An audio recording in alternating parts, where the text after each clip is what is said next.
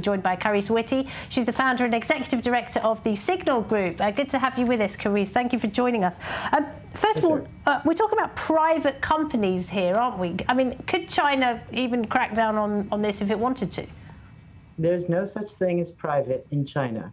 Not as an individual, not as a company. China can crack down on absolutely anything that it chooses to. So that's the answer.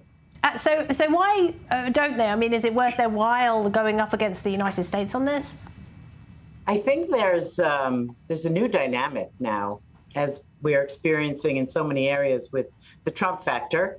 I think China is looking to see where it can maneuver within this new reality. In general, China tends to respect sanctions against Iran. During the first Trump administration, China was very careful about that. And I believe that as the picture evolves, we'll see China accommodating. But right now, these are small deals, relatively small companies. Like you said, they're private. And so China has some wiggle room to delay. But ultimately, if the pressure stays on, and the U.S. makes it very clear that they consider this to be crossing the line on military support for Iran, I think you'll see China step up. And China, of course, has been able to benefit from the sanctions in some ways, in that it's been able to get hold of a great deal of cut-price Iranian oil. I mean, is that set to continue?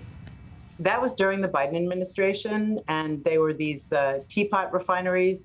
They were private. They were doing their deals in renminbi as opposed to the dollar, so the sanctions didn't apply. But again, they take Trump more seriously, and his willingness to stand behind his threats make it such that China is going to most likely respect all these sanctions. And China has a lot of other issues that are much more important. First of all, its domestic economy, which is really suffering. I would also say that China's concerns about the relationship with the United States filters into everything. So it's looking to expand its relationship in the global South, put its effort there, and sort of deflect attention away from these issues that are more important to it by accommodating Trump where it's easier for them. Carice, the Middle East is very much in flux at the moment. We've got, great shifts in the balance of power. The Iranian influence is on the wane. The Russian influence is also much weaker. Is China looking for any opportunities here? Are they looking to perhaps develop stronger ties with any other countries in the region?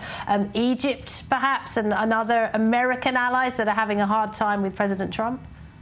Well, it's interesting to see how they've rejiggered their policy since Israel's strategic successes, the military and intelligence operations that we saw in the spring.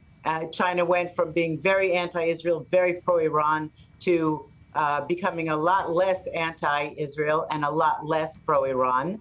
At the same time, you see both the U.S. and China seeming to woo Egypt.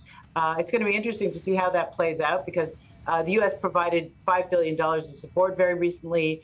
At the same time, Egypt is turning to China for many of its interests. My guess is that when the Trump administration has the bandwidth to pay attention to what Egypt is doing, it's going to have some quiet conversations that may cause Egypt to rethink. Regarding China, I see it very much pulling back from this new idea of being diplomatically and politically involved in the Middle East and returning to its default tech and infrastructure focus. And I think that's what we'll see. More economic interaction, business. We see a huge amount of Chinese business people going to the Gulf, looking to sell contracts there, attract investment.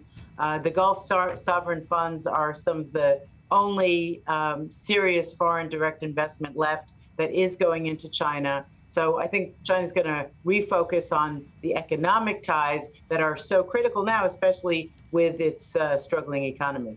Carice Whitty at Signal, thank you very much. Thank you.